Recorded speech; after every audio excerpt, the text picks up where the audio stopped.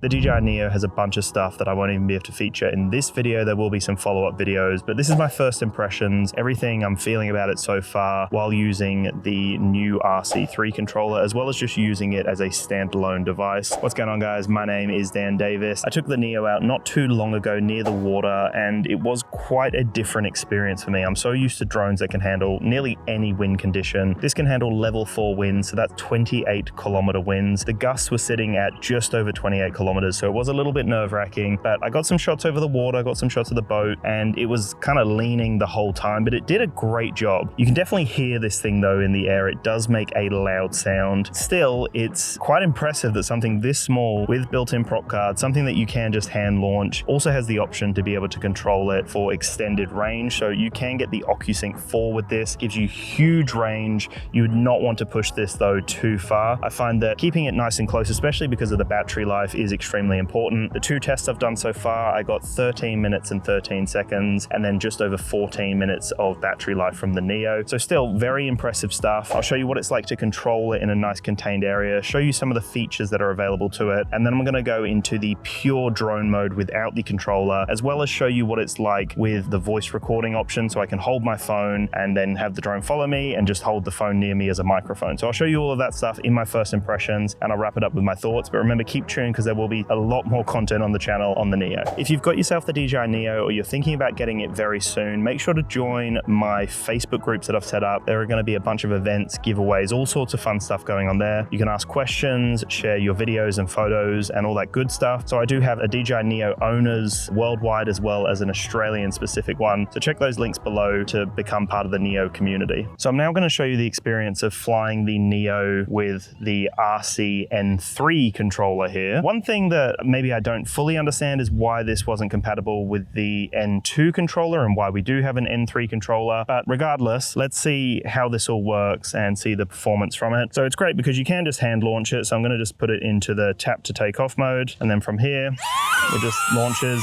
does its thing. So I have full control with the controller, right? It's just gonna hover and do its usual thing. Then from here, right, I've got the option to go into the photos. It looks like there are only JPEG photos that it can capture. It can't capture RAW. And then if we go into video, we've got 4K 30, and we've also got 1080p up to 60 frames per second. So I'm just gonna fly the drone a little bit back because it's probably getting picked up a fair bit on the microphone. And so 4K 30 is what we're gonna go with. Something that's really cool is I actually get active track with this drone. So all I gotta do is draw around myself, it picks up on me, and then from here I can start recording. And I'm in the spotlight mode initially. So one of my favorite modes because it just keeps me as the focus. I can just spin around the camera like so, and I am the spotlight, as the name suggests. So that's an option that I've got in here. I've also got the point of interest option, so I can go on that, and now I can get it to just focus on me as the point of interest and go around me basically. So depending on what speed I want it to go around, I can get it to just do its thing. So it's saying subject too far. Okay, so we've got to fly it in a little closer. From what I could notice before when I was near the boats, I was trying to draw the active track box around the boats. It didn't seem to work. I think that that's probably more of a safety thing, purely because it's got a level 4 wind rating and also the battery life. You don't want to be right out at sea and then have some form of issue. So that seems to be one of the limitations here. But I've just put it into point of interest mode. It's going nice and slow around me, so I'm just going to pick up the pace here. We're going to get this nice circle shot around me, and then I'm going to jump into the active track mode, which is very impressive for such a small drone that we do get active track. Keep in mind there are no obstacle avoidance sensors here, so we need to be extremely careful, but the fact that we even have it is phenomenal. So I'm going to jump straight into active track mode now, and here we go. I'm just going to start walking and we'll just see how it goes.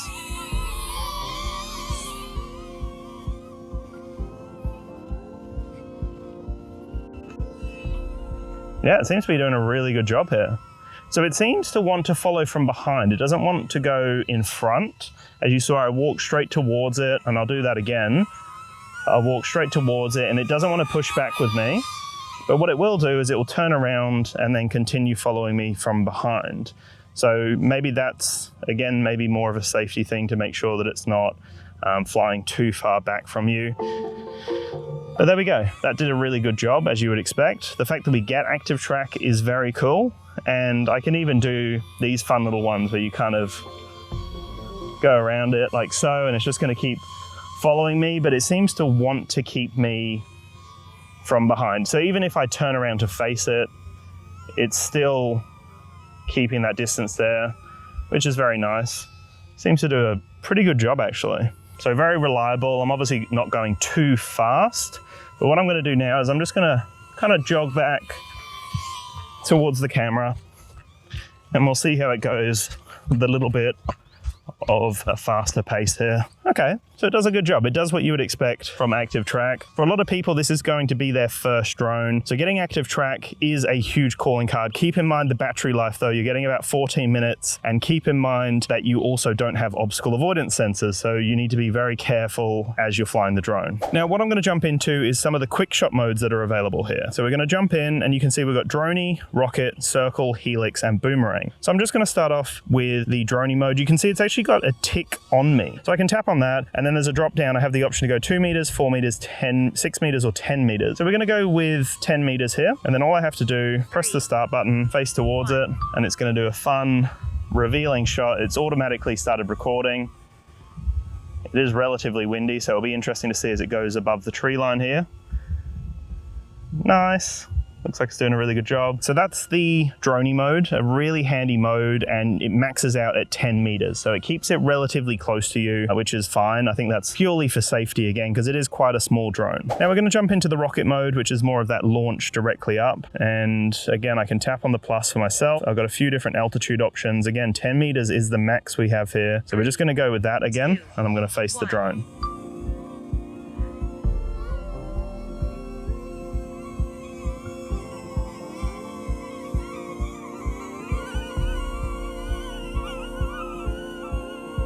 Well, it's a little shaky.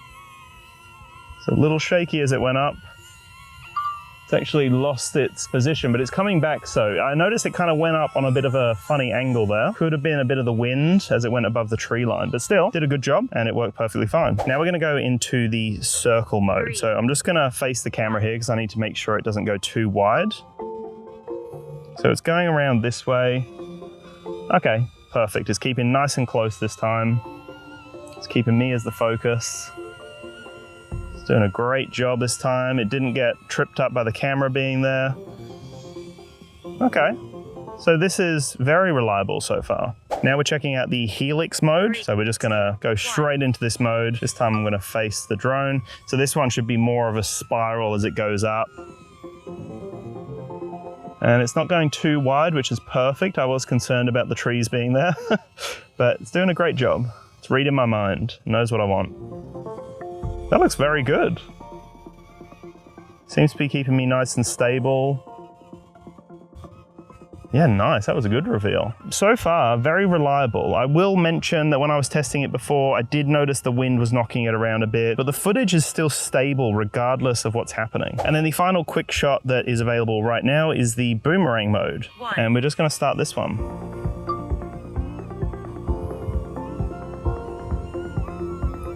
So it's doing its thing, it's coming around, and it's gonna reveal from behind.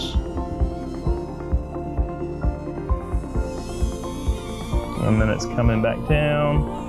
Okay, that did a great job. So keep in mind, we're up to 50% battery right now. So that's me going through the active track modes, and then I've gone through all of the quick shot modes right now. Still at 50%, so I've got a little bit more battery, but if I was right out over the ocean, for example, I would be a little bit more concerned. So perfect for nice enclosed experiences. When you're with the family, when you're with friends, maybe checking out a new location, whatever it may be, this is ideal. I'm just going to start recording now from the drone, and I'm just gonna show you how it handles just a normal kind of fly, right? So I'm just gonna get it to fly underneath this tree over here and come back to me.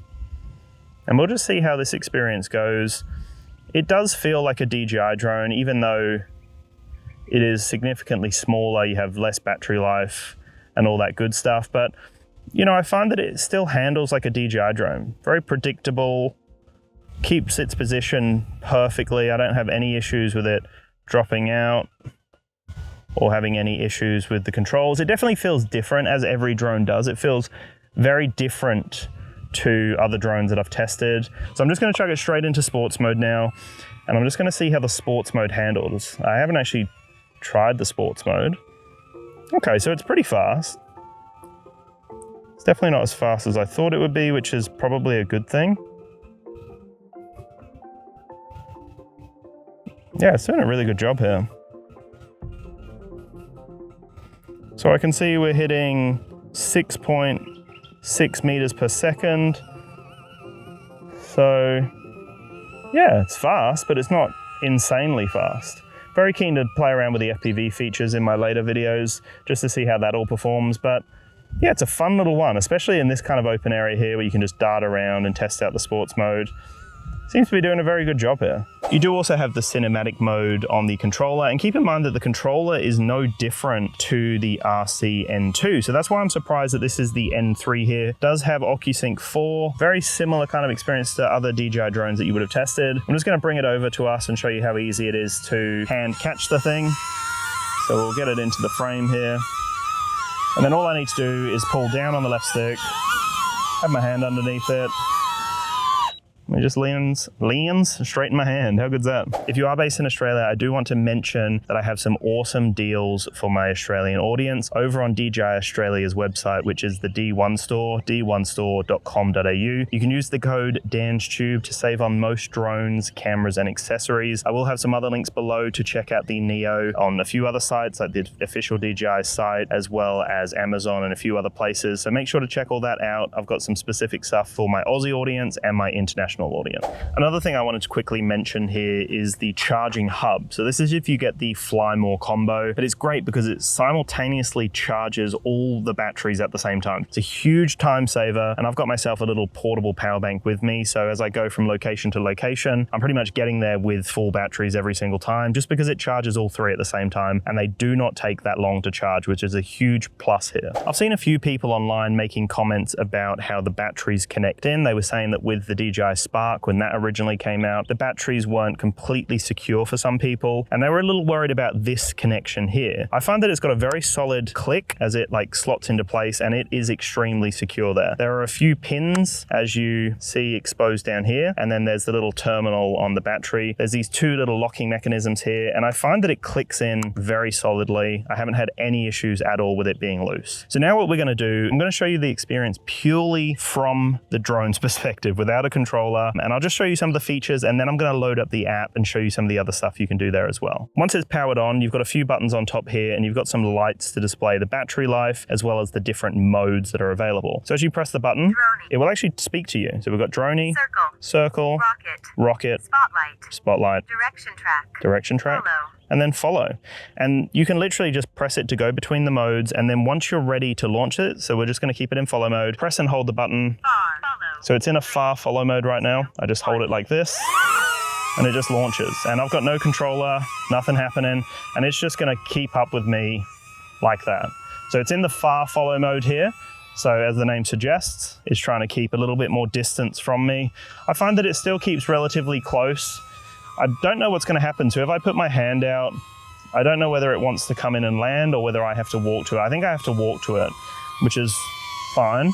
But if I'm like walking away like this, maybe I want to try to stop it. It doesn't seem to recognize my hand and want to come into me. So I have to actually get underneath it by the looks of it, which is fine. You just got to work around that and keep that in mind. But as I walk back, I'll just show you this, which I showed in my battery test. As you change your altitude, so as I go down, it's going to come down with me. As I go up, it goes up with me. So as your terrain changes, it keeps up with you, which is very cool. So I'm just going to go down this hill here, and then I'm going to come back and just show you how that looks.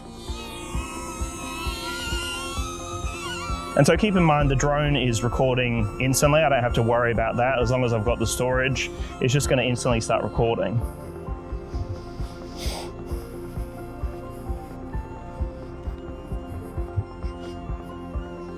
So I don't know how the mic is going to go with this range here, but I've already seen that the drone's gone down. It's already decreased in altitude because it's picked up that I've been going down a hill right now.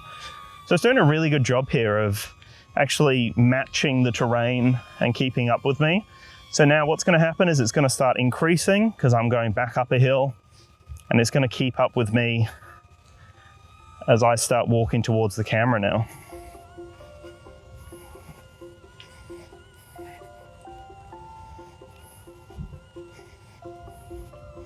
And so in this mode here, you obviously don't have a controller, so you can't just fly it back to you to land it. But what I can do is I can just walk towards it and it's not gonna fly back.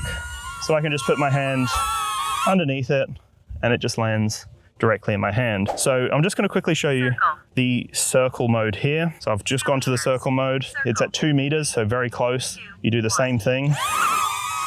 Let it do its thing. It's gonna go, okay, we're tracking this person here. And then it's just gonna start doing its thing. It's literally as simple as that to start the process. It's flying behind the camera. It's gonna come around me and back to about this position here. And then all I do is walk up underneath it, put my hand out, and it's gonna land directly onto my hand. So you can change all of those distances through the app, but right now it's doing a great job. I can see it's done, it's back to its original position, so I walk to it, well, it actually came to me.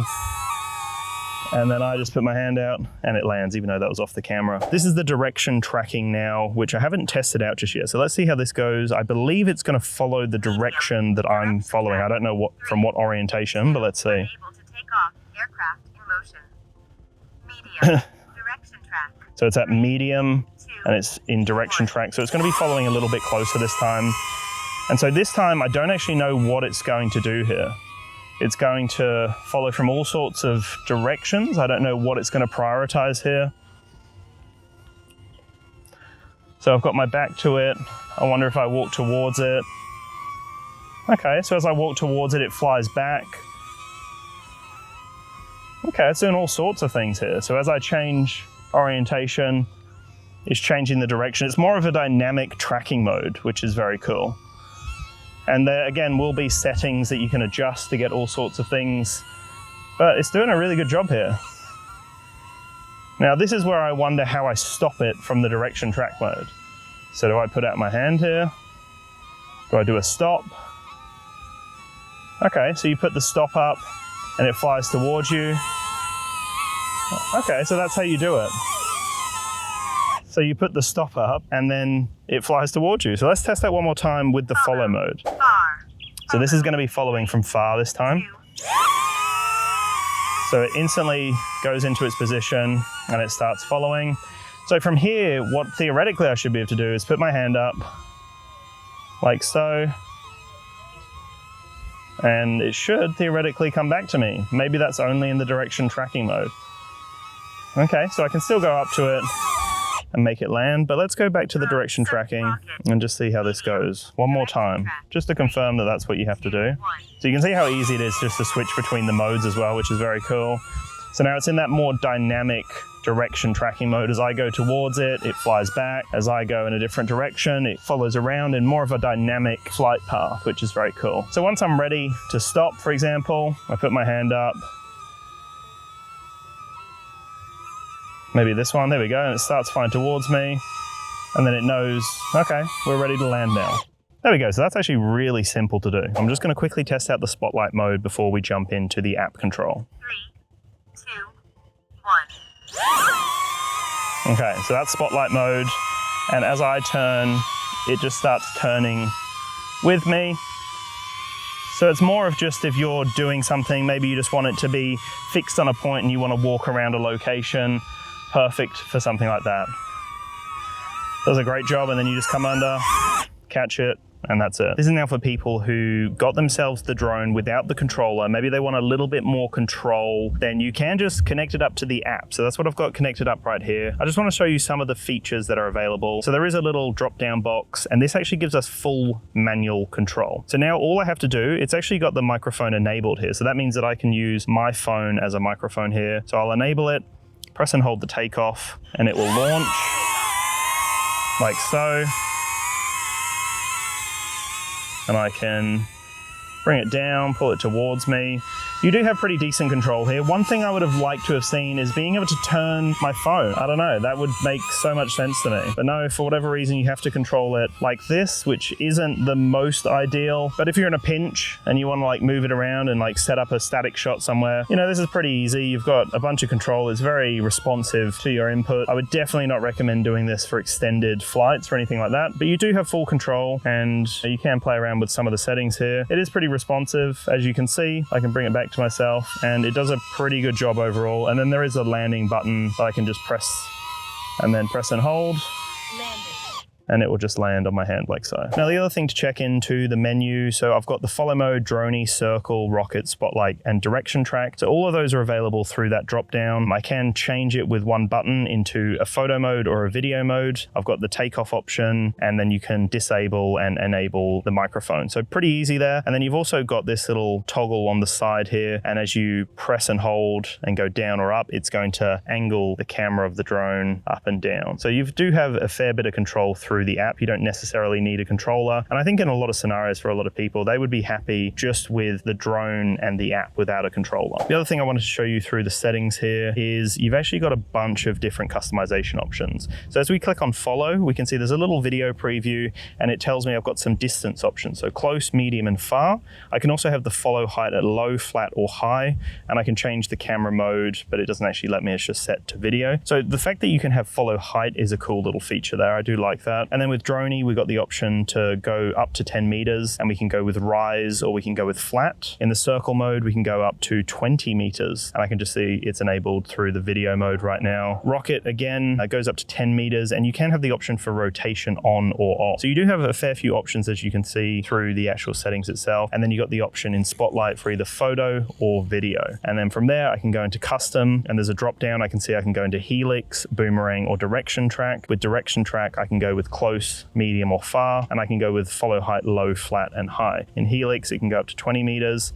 and in boomerang, it can go up to 20 meters. So a lot of different options in here, and depending on the custom setting that you go with, that's what's going to be enabled through here. When you go to that, there's like a profile image. So if I go across to that one, droney, circle, rocket, spotlight, boomerang. Now it says boomerang because I've changed into boomerang over on the app. So using just the app and the drone, you get all of those features available to you. And then from there, I've got the camera settings. So I can go 4K up to 30 frames per second or 1080p up to 60 frames per second. There's only the option for a normal color profile, and the encoding format is H.264 or H.265. No option to change into RAW, it's just JPEG, but I do have the aspect ratio of 4:3 or 16:9, and photo resolution is locked at 12 megapixels. And then down the bottom there is where you format the card as well. So you can see there are a bunch of options here. It's streamlined, so there's not too much bloat in here. It just gives you everything you need. And then in the more settings option, you've got some safety, control, and about settings as well. So this time I'm just going to use purely the phone. I'm going to put it into the follow mode, keep the microphone enabled so I can talk to my phone, just to show you what that looks like. Show you the change in elevation as I go down and up, so it can continue following me, and it's still using the microphone from my phone. So all I got to do is press the huge start button in the middle. And now it started recording. I can see on the screen there's actually audio level, so I can see the microphone as it's going up and down. So it's just going to be in the follow mode, and it's just going to change the elevation or change the height as I'm going up this hill. So it'll be interesting to see how it goes up this steep hill up here. But it says it's going fine, and theoretically the audio you should be hearing is from my phone. I'm just using it as a microphone. So this is ideal, right? If you want to narrate something, you want the drone to just follow you. It's like having a camera person with you capturing all the moments. So I can just keep walking like so, and it's just continuing to follow, and it's using the audio from my phone here. So all I got to do is press stop. It's going to stop what it's doing, stop the recording, and then I can go towards it, put my hand out, and it will land straight in my hand. So, whew, are we a little exhausted with all the amazing features available on the Neo? I kind of wanted to condense a lot of my initial impressions, my first thoughts with the Neo, because there's so many different ways to use this little drone, and it's great for all sorts of people. I think it's a phenomenal beginner drone for people out there, but I think it's also great for people who have other drones, maybe something a little bit more pro grade, and they want something like this, something tiny that they can use for capturing little moments with the family, with the friends. Now, there are so many different ways to use this, and it's kind of hard to figure out what's right to pick pick up, because you can just get the drone on its own without the controller, and you can utilize the different modes from the drone, or you can connect it up to your phone and then get a few other options and controls. You've got the manual controls, you can change all the settings. So just the drone on its own is great, but keep in mind you're only getting about 14 minutes from my tests of battery life. So that's where I think the Fly More combo is a huge win, because you're getting yourself a battery hub. So you're getting 3 individual batteries, and the thing that's huge right now is that you can actually charge all 3 at the same time. I could have my power bank, which is just over to the side in my bag, plug it in, go to a new location, and by the time I get there, they're all going to be charged. I found that I was around the corner, I was about 15 minutes away, put it straight on charge, walked to my car, came here, set everything up, and by the time I was set up, I had 3 fresh batteries ready to go. So that's where this is a huge calling card, getting yourself the Fly More combo. And then you also have the option to obviously utilize the OcuSync 4 with the RC-N3. Now keep in mind, like I've said in the video, you're only getting wind speeds or wind resistance of level 4, so that means 28 kilometer winds. For me, I was a little bit nervous flying too far away, purely because it is such a small drone and I'm testing it out. I don't want to lose it this early on, but I think it would be fine in most sort of situations. You just need to make sure that you download an app like the Wind Compass app so that you know what situation you're in, because the winds may not be full on down low, but straight when you go above the tree line, you may have gusts that are over what this guy can handle. So today, for example, there were gusts of 30 kilometers. It can handle about 28 kilometer winds. So if a 30 kilometer gust kept coming through, it would be quite hard to get this back. It would probably be able to handle it, but you've just got to keep that in mind, right? There are some limitations to having a smaller drone like this, but I think that's where you've got to really ask yourself what you want this drone for. I think it's great for capturing those moments, like I said, chucking it into the different modes, launching it, capturing a few things, maybe then going across to the controller, launching it up and getting a few different aerial perspectives.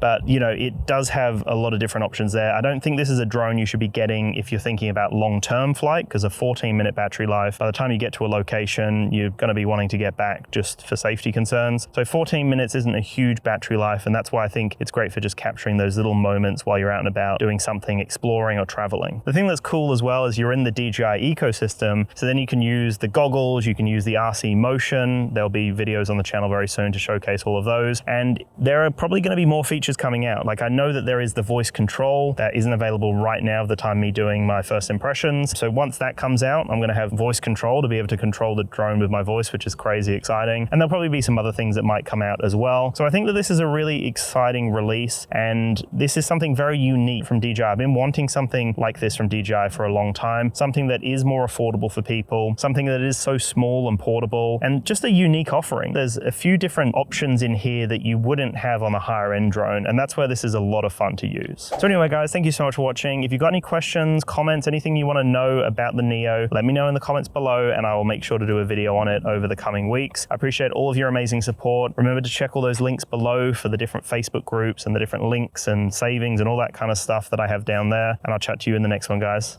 Peace.